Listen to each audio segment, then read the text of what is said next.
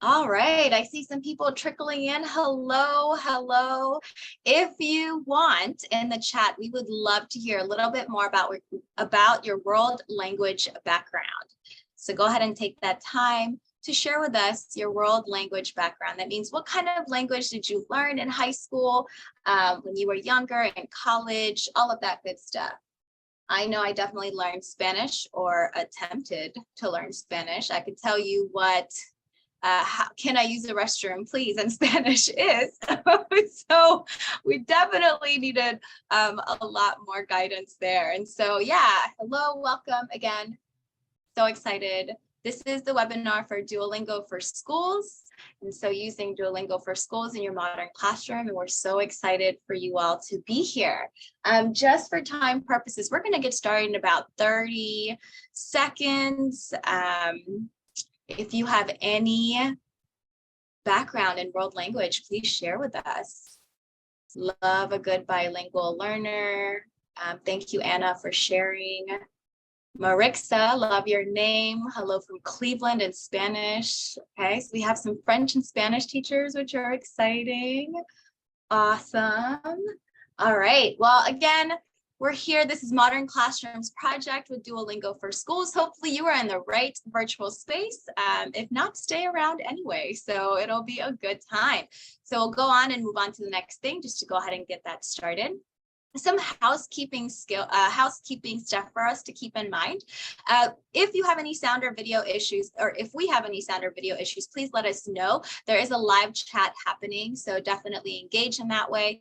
This is there is an on-demand recording that'll be sent out within 24 hours, as well as the access to slides and resources and a certificate of professional learning.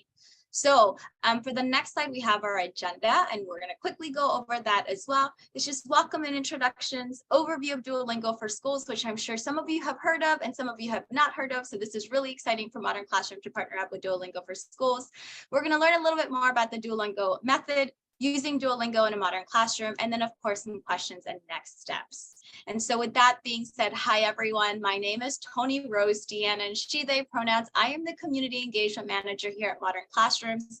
And I am so excited to share this space with Bridget and Catherine, and I will just go ahead and pass on the mic.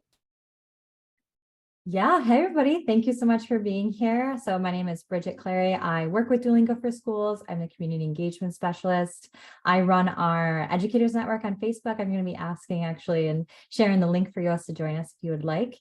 I'm a past language teacher. I taught French for 5 years, and my background in language, I speak both French and Italian. And I'll pass it on to Catherine to introduce herself.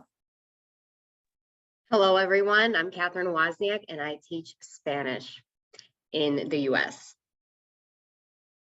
Awesome. So I'm going to get started and just talk a little bit about Duolingo for Schools. If you've never seen it before. Oh, and I will mention too, we are doing some swag giveaways. I'm giving away some plushies as well as some stickers.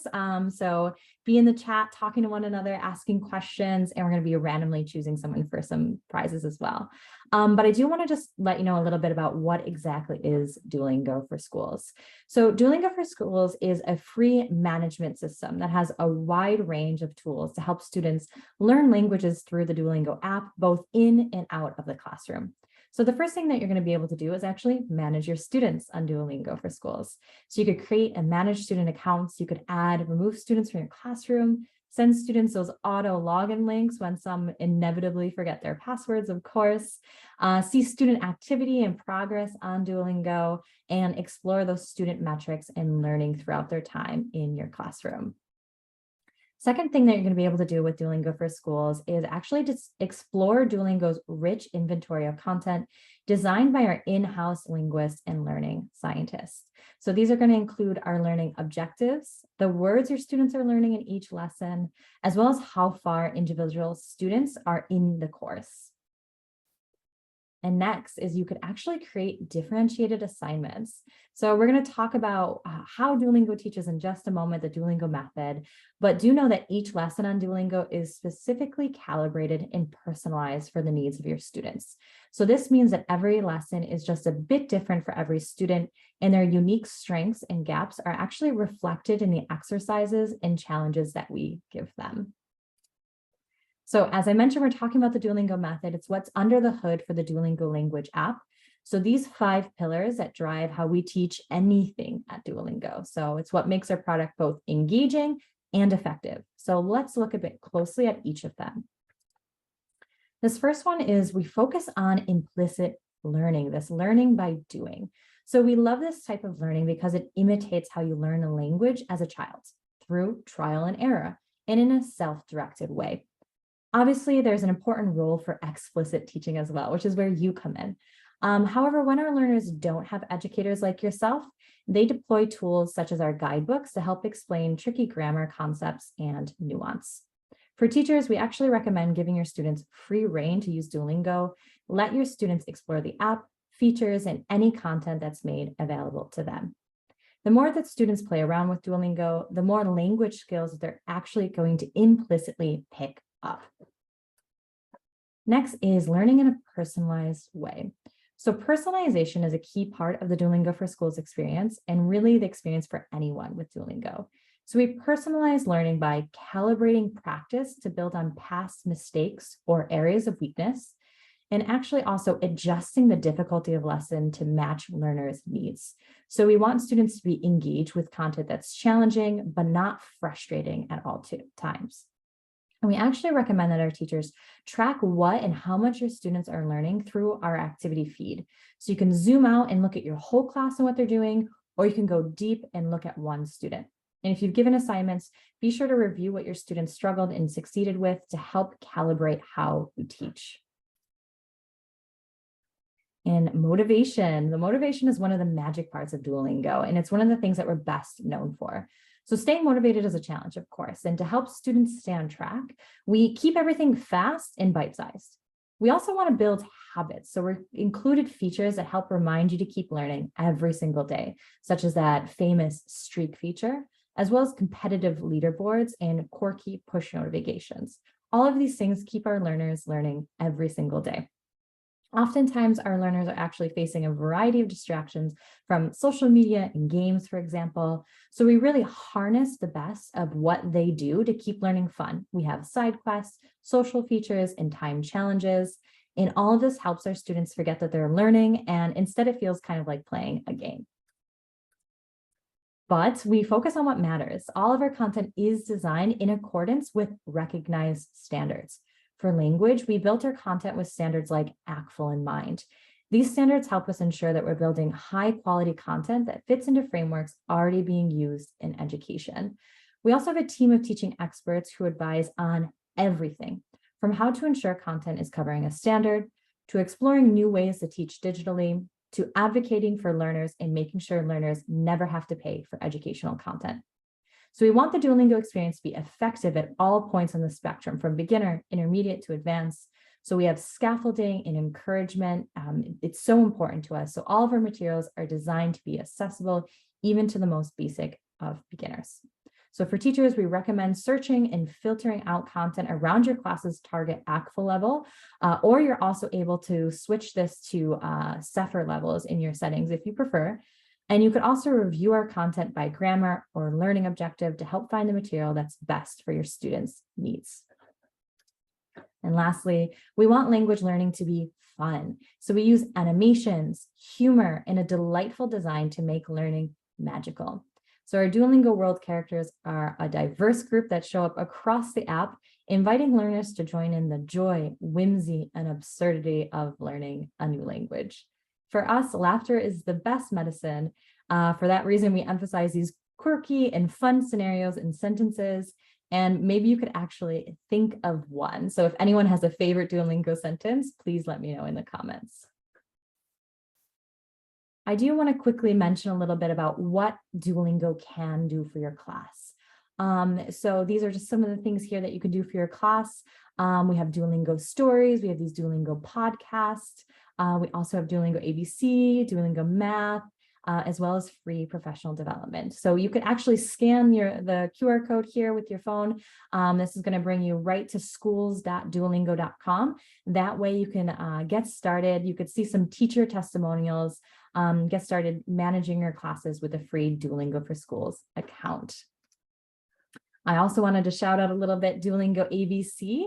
So here's a QR code of the Duolingo ABC page for teachers that talks about our approach, our curriculum. And this page actually has a downloadable full scope and sequence in case any teacher wants to review ABC to see exactly how it's going to fit in their classroom.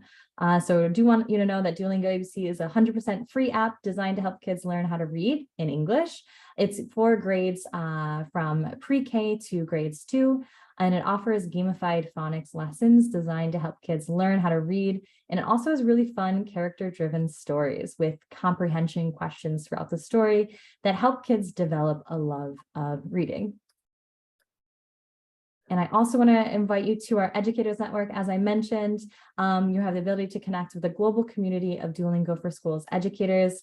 You could take part in exclusive feature testing and feedback sessions with our team. We also have speaker series and professional development and community programming tailored to you. So feel free to scan that QR code and join our Educators Network community. In just a moment, I'm going to turn it over to Catherine so she could talk a little bit about how she uses Duolingo in the classroom. I do want to just take a moment, see if there's any questions at all in the chats. I had to translate "the dog ate my homework." I love that. That's a great silly sentence. Keep them coming.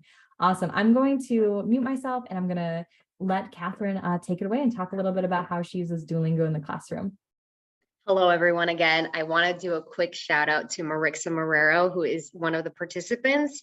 She was my mentor teacher about 7 or 8 years ago, and she actually introduced me to Duolingo, and I was not expecting to see her here, so it's really exciting.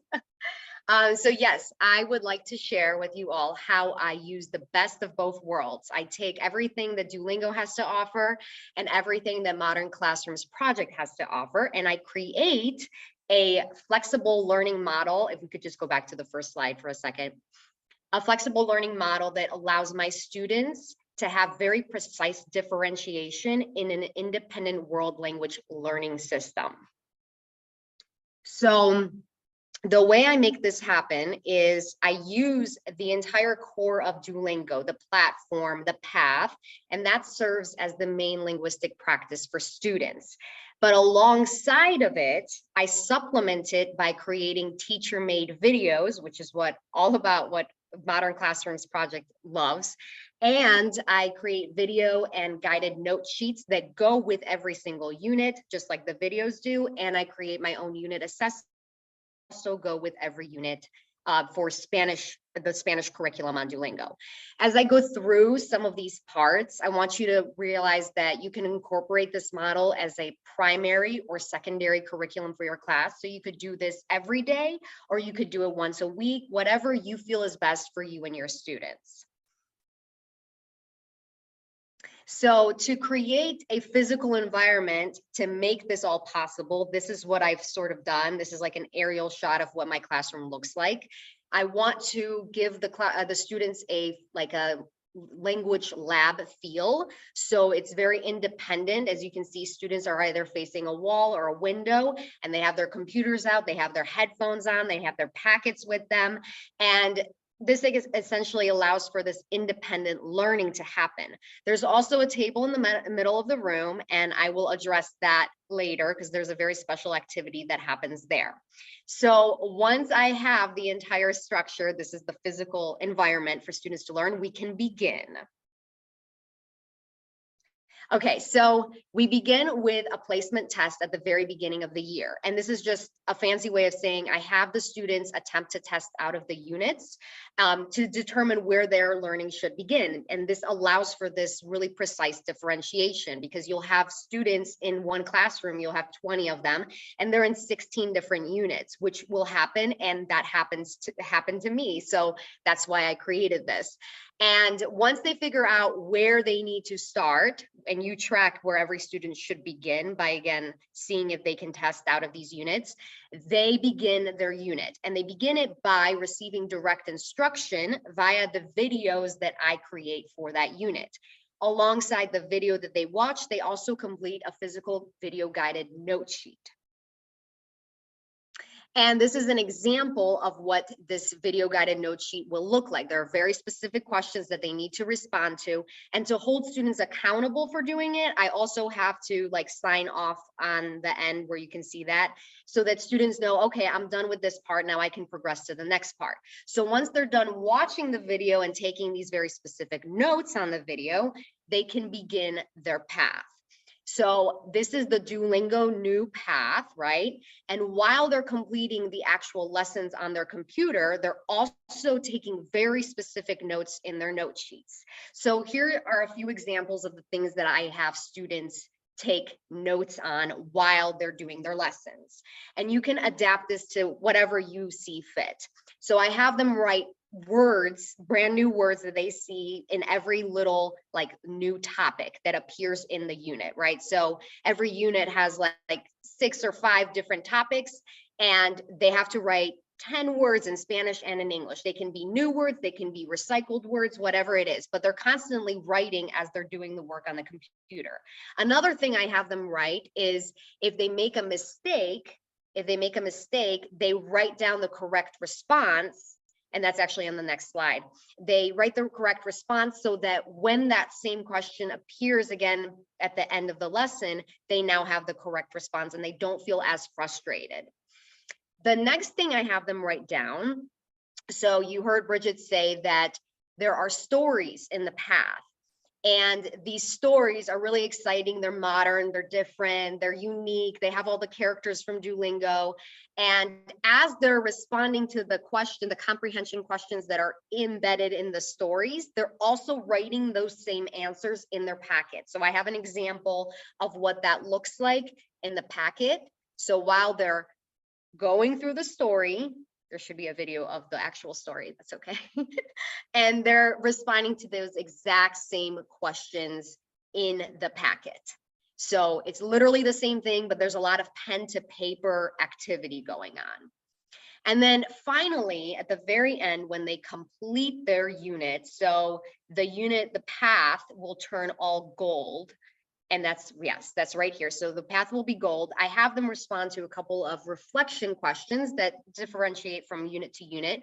And then that's how I know that they've completed their unit, and I sign off on their entire packet. That again included both the video guided note sheets, all the notes taken throughout the unit, and this reflection piece. And so once I sign off on this and students earn points for it, I am ready to give them their mastery check or their assessment, whatever you want to call it. And again, these are the assessments that I've created on Google Forms, and they're precisely aligned with what happens in the units. So you may still be wondering, or well, let's go back to student accountability before I talk about that table in the middle of the room.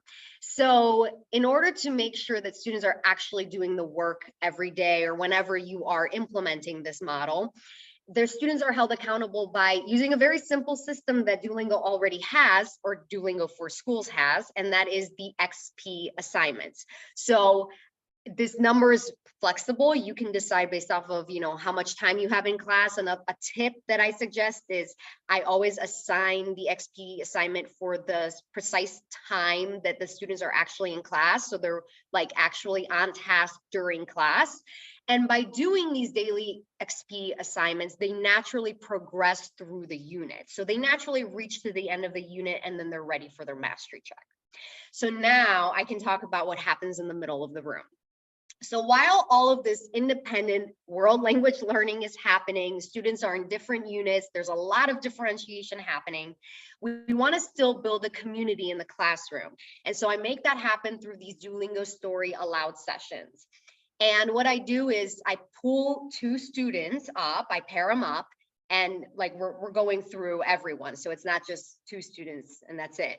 But at a time, we have 2 students come up and they read a Duolingo story aloud. What is really great about the Duolingo stories is it usually centers around 2 main characters, and it's purely dialogue. Like there's very little narration. And when there is, or if there's a 3rd character, I just play that role, but the students take the lead. And I have a very specific protocol for this, and it's right on the screen. So the first time we read through the story, I ask them comprehension questions as we go through it so that they know what their characters are doing. And I check for pronunciation. The second time, I only correct for pronunciation.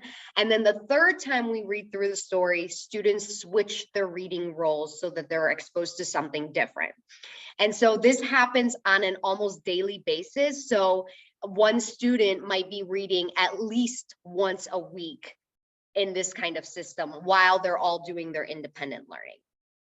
So in a nutshell, this is what I do when I bring Duolingo, the best of what Duolingo has to offer and the best of Modern Classrooms project, and I bring it together, and this is what I've kind of created for my students and myself, and it's been really great. Thank you.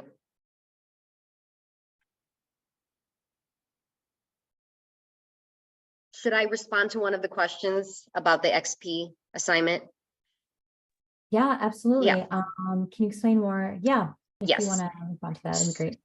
So I use Duolingo actually has a like a suggestion, like it says something like 20 minutes of practice equals about 55 XP points. It usually gives some kind of suggestion. So I base it off of that.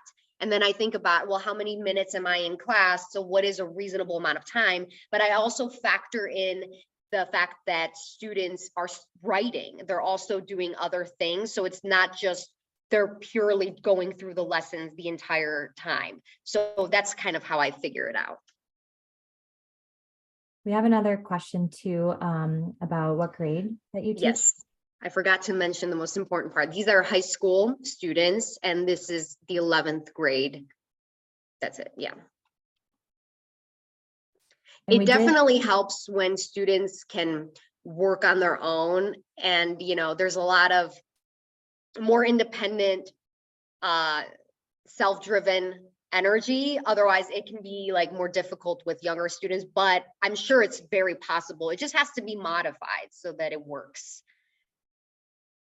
Was there another question I didn't Yeah, see? actually, we just had a really great question. Is how do you deal with running out of hearts? What do you think about that, Catherine? Okay, so running out of hearts, Mark, tell me if I'm wrong, but it only happens when you're trying to test out of a unit, right? So actually one thing that I absolutely should have mentioned, so thanks for this question, is that when your students are in your classroom, and you as a teacher as well, if you have a Duolingo for Schools account and your students are in your classroom, they don't have any ads and they don't have any hearts. There is still times where that they, for example, if they're creating making something legendary, where they only get so many tries. But when it comes to the heart system, they don't have any of that. They could be making as many mistakes in the regular lessons as they go along. And they don't need to, watch an ad to have another life, for example, another heart.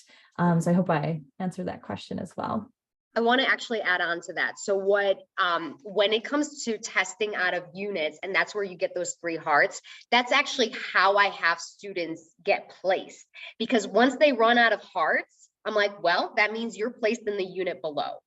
Like, if they can't make it through unit 3, that means they start at unit 2. And that's how I actually determine where they're supposed to begin. So it's actually a great way. That's why I use that as my placement test, because it's a great way to see where they really should be. Because if you can't make it with, 3 hearts, then you should be in a different place.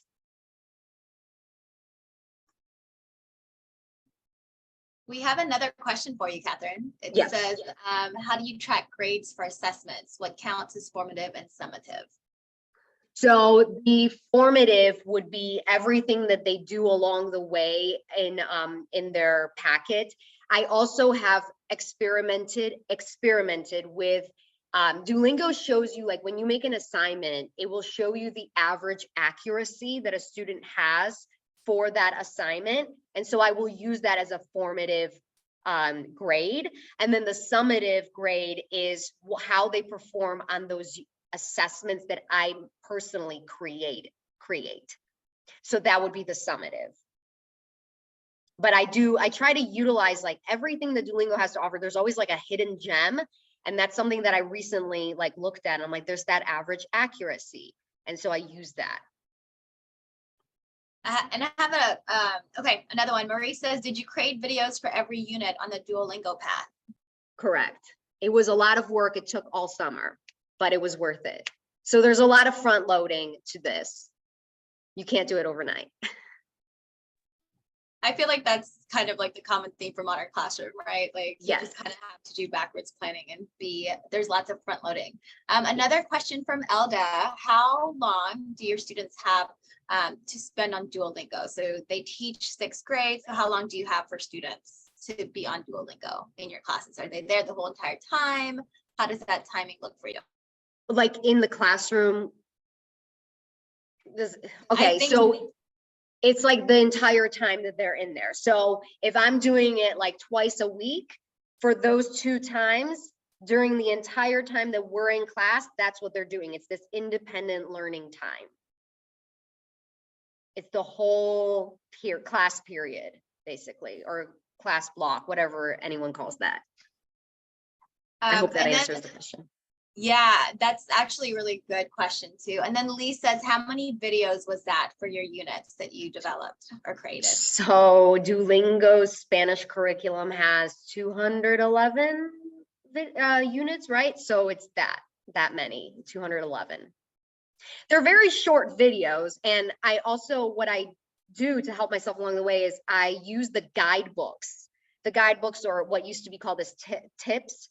And I use that as my template for like the notes and how I talk about what happens in that unit. So the videos are no longer than 4 or 5 minutes.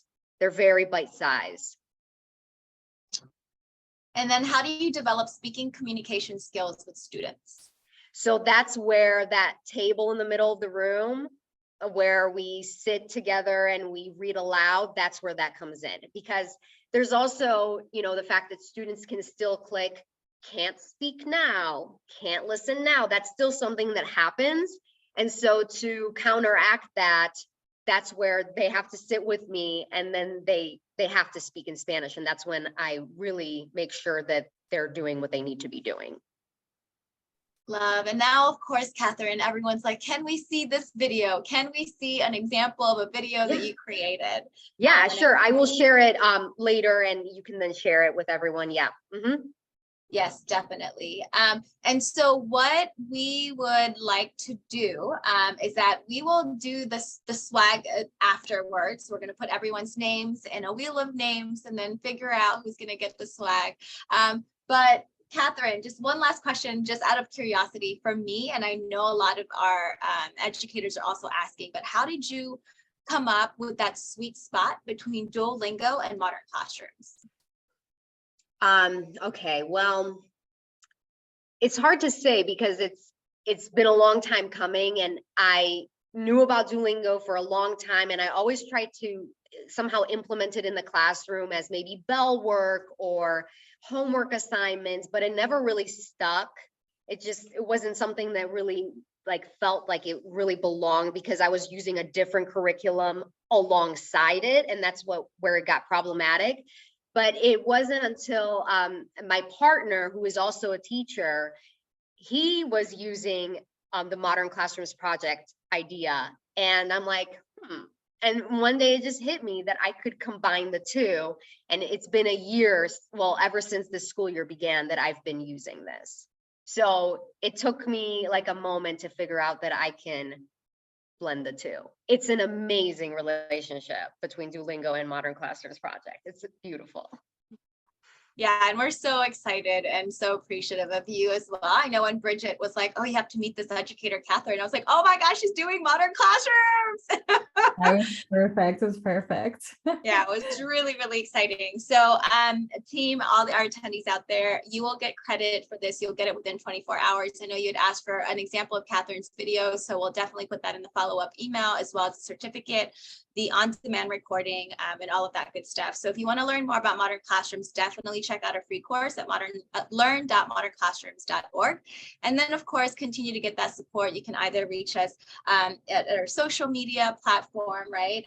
Just like Duolingo, we also have a Facebook group with about 13,000 educators who are constantly sharing all of their goodies for free, of course, because sharing is caring.